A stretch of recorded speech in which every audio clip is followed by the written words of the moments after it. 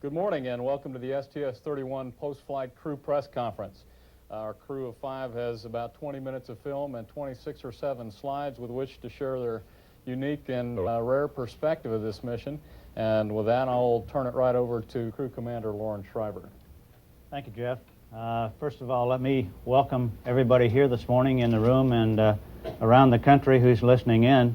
If it hasn't been apparent so far in all of our discussions, we really enjoyed flying this mission, and we believe that we had a very successful mission overall. We did exactly what the mission set out to do, and it was just unbelievable end to end, and what we tried to do throughout was document as best we could what was actually taking place at the time we were doing it.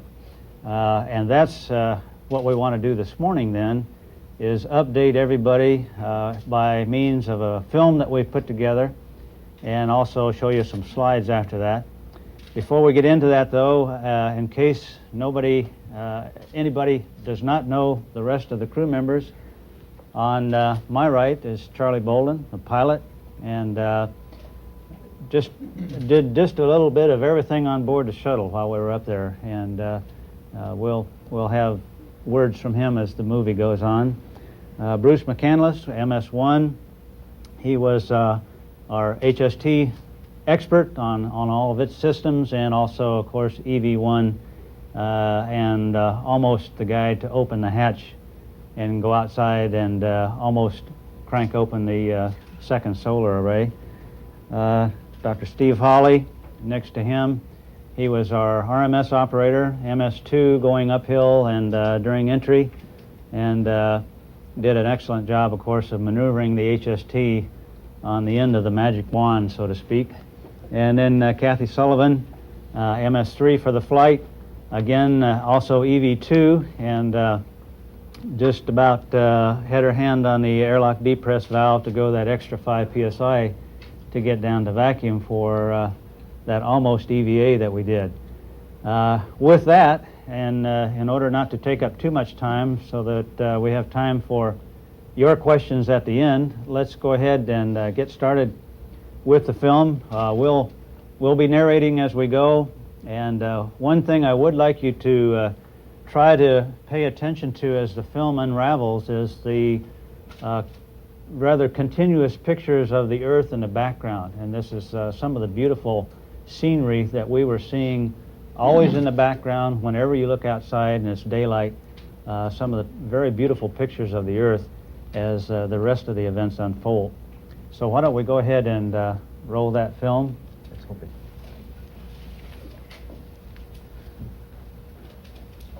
This, of course, our mission patch, and we like it a lot. We think it told a story all of its own, very appropriate for the flight. This is the morning of launch, going through all of our suit-up drill, and each one of us then goes through a pressure check, a suit integrity check, and you see that in progress here for all 5 of us sort of in turn. The suiting up has added a little time to the morning's event, so we split the crew 2 and then 3 so that we can all arrive at a common state of readiness and walk out together, as you see here. The trip to the launch pad's relatively quick. It was dark, as you could all see. You get out there, and I think you've heard it said by other crew members that you get out there and there's a little bit different on launch morning because the vehicle seems to be alive. This is actually the main engine start, which occurs roughly 6 to 7 seconds before the liftoff, and then the solid rocket boosters ignite. On board this time, I think I was a little bit more sensitized to everything. I actually felt the main engine ignition inside, and you could feel the twang of the vehicle, and everybody feels the solid rocket boosters ignite because you get lots more noise and vibration, and with the suits, which none of us had worn before, you actually end up bouncing around inside this little environment of your own. Our ascent was pretty much a normal, what we call direct insertion, where we actually did not do an OMS or an orbital maneuvering system 1 burn. We just allowed ourselves to glide on up to basically a 331 by 27 or 47 nautical mile orbit before we did our insertion burn.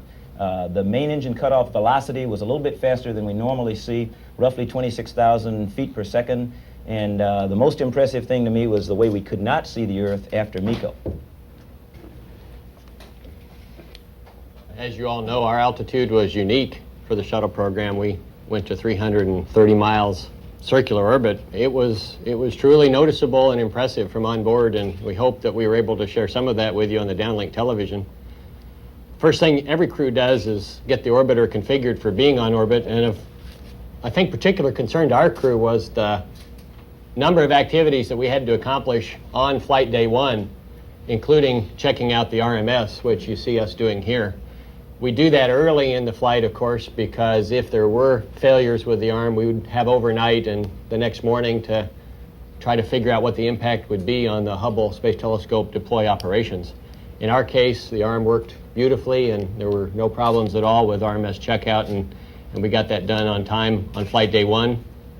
And the other major activity that was going on at that time was doing all the preparatory work for the potential spacewalk the next day.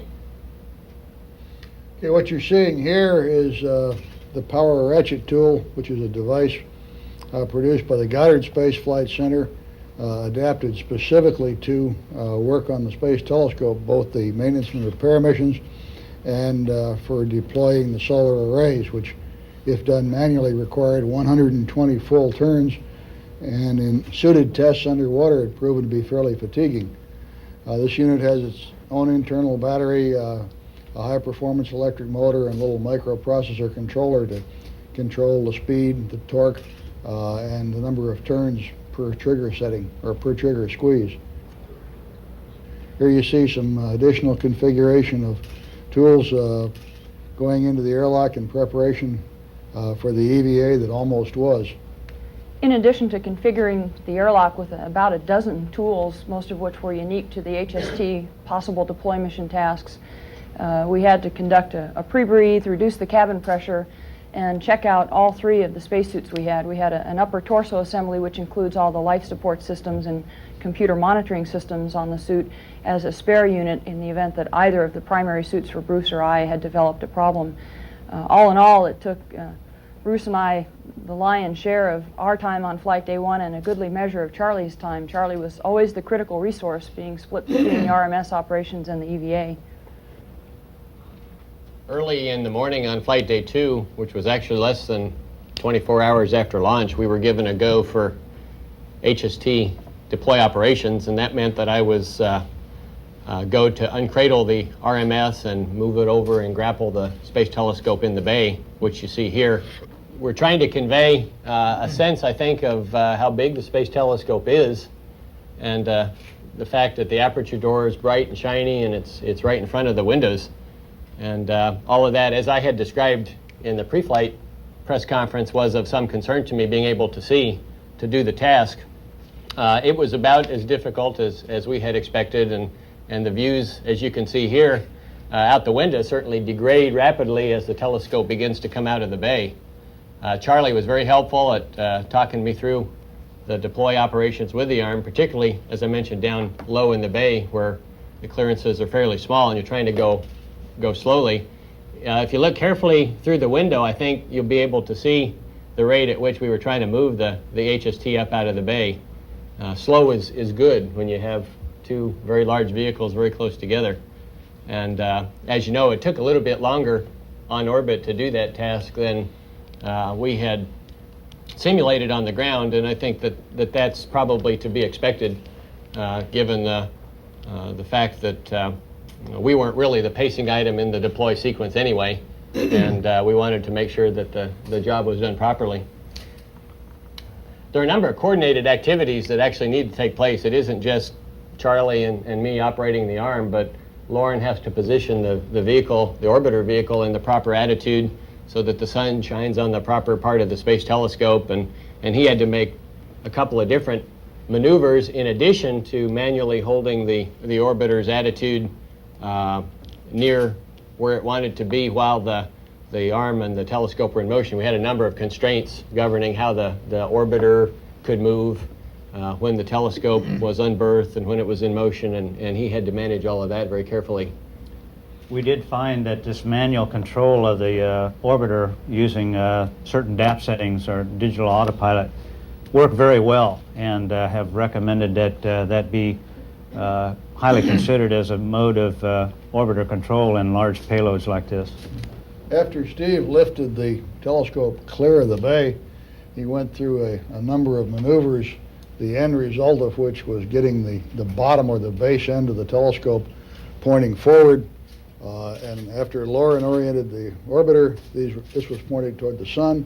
The solar array booms were folded out 90 degrees, and as you see here, the solar array panels were unrolled.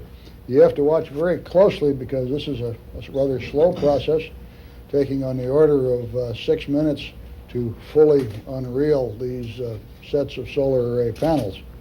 There are 5 separate solar panel assemblies on each side of the center drum, 2 arrays on the entire telescope. The set that you see here, the plus V2 solar array, deployed very nicely. As I'm sure you're aware later on, there were some difficulties deploying the minus V2 array, which led Kathy and myself to finish the suiting up process and ultimately to get into the airlock, depressurize the airlock to 5 pounds per square inch, or approximately half the cabin pressure, and to stand by just inches away from the hatch and from the depress valve for about 2 hours until telescope separation and release from the orbiter was complete, and until Steve had completed berthing the RMS. Here you see the plus V2 array fully deployed. These arrays are a contribution from the European Space Agency along with the faint object camera, and represent 15 to 20% of their participation in the program. When the solar array that had been giving us trouble was finally unfurled properly, we actually didn't have very much time until the release opportunity. As I recall, it was around 30 minutes or so. So there were a number of activities that Lauren and I had to do with Charlie's help, and Charlie was kind of going back and forth between the flight deck and the mid-deck throughout the day. We noticed that one of the surprises was the amount of clearance between the arm and the solar array at separation. It was a little bit less than we had been led to expect from the simulations that we had performed on the ground.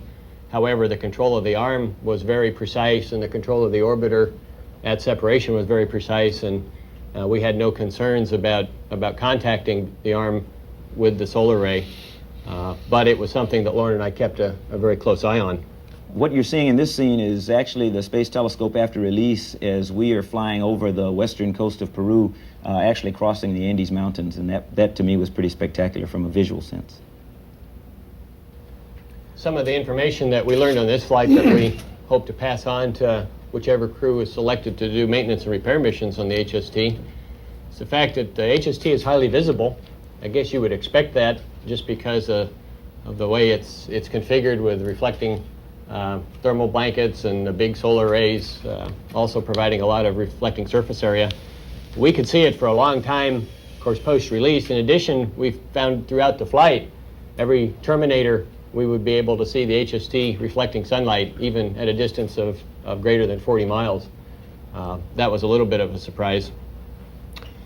Of course, as Bruce and Kathy can describe, this is not the end of anything, but the beginning of the lifetime of the telescope, and a lot of the work that they did on this flight will come back to produce results years from now as the maintenance missions are launched to service the telescope and keep it an operational observatory for years to come. Yeah.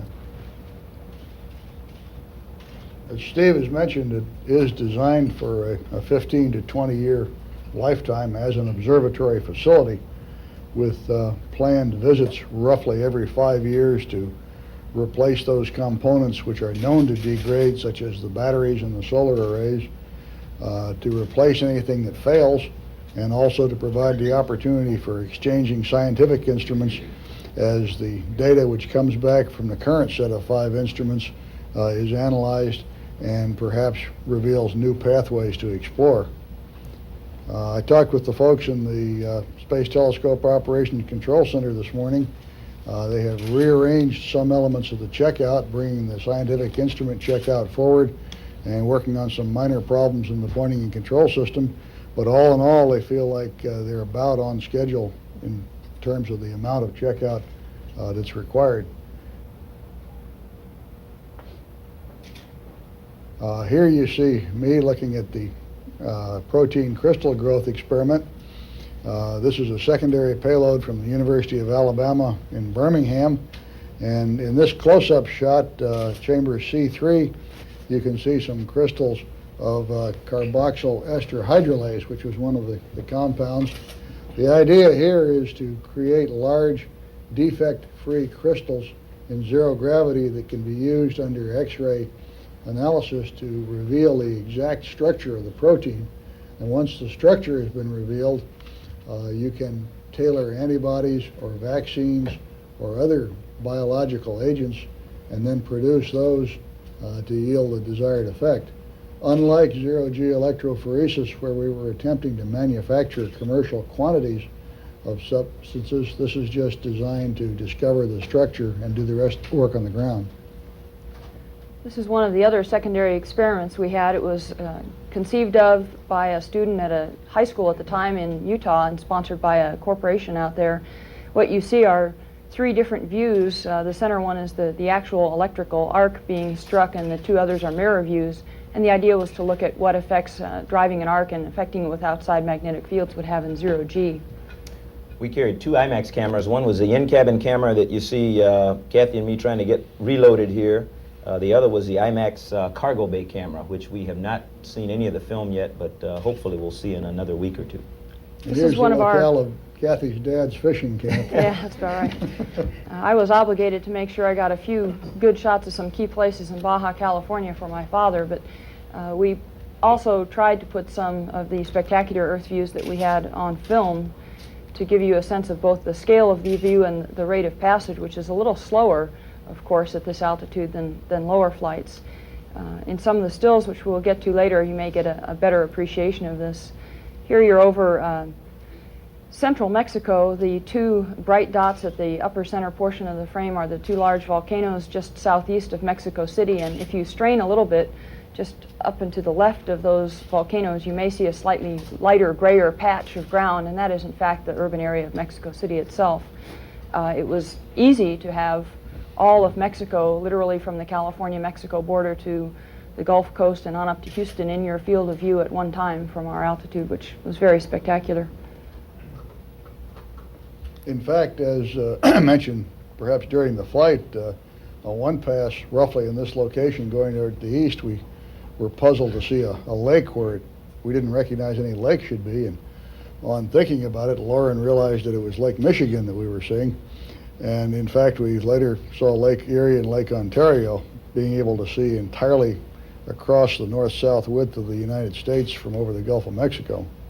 And here you're seeing across almost all of South America, from just slightly east of the crest of the Andes out to the coast by Rio de Janeiro. This was one of the least popular experiments aboard. I wondered whether anyone would still speak to me after this if I hadn't already been hit. This is something like 8 TB tests at once. There's a certain toxin on each one of those sets of tines, and the idea is to determine whether the body's response to immune system response varies at all in zero-G. Some of the body's immune response, of course, is governed by the blood system, and another level of it is controlled by the cellular structure of the body, and the objective of this experiment specifically was to look at cell-mediated immune response and see if one mission specialist could survive administering it to two other people. On the day before entry, we go through a series of tests that we call Flight Control System or FCS checkout. What Lauren, Steve, and I were doing here was actually going through various tests of the hydraulic system with the auxiliary power unit running, actually firing the RCS jets to make sure that they all operated properly, and make sure that all the systems on board were going to be good or go for the entry day. Our FCS checkout went very, very smoothly with only very insignificant anomalies which we had seen before on previous flights. This is, we were trying to get you some lightning, and you can see it over in the left, to the left of the Earth's limb there. That's one of the more spectacular scenes of nighttime, is the lightning all over the Earth. Just unbelievable when you get a chance to see it. This is later in entry then. This is about Mach 6 taken from a tracking camera out at Vandenberg. We had been doing several aero PTIs on the way in, all the way through entry, to gather aerodynamic data to try to expand the flight envelope of the shuttle slightly. This is a scene here of we're rolling on the hack and coming around heading alignment circle. You can see the sun on the very bottom of the wing there. That sun angle presented somewhat of a problem to Charlie and I as we flew right into it trying to turn on to the alignment circle, and it wasn't until we got more than halfway around the circle that we finally had the sun out of our eyes. Hard to read inside and then transition to outside.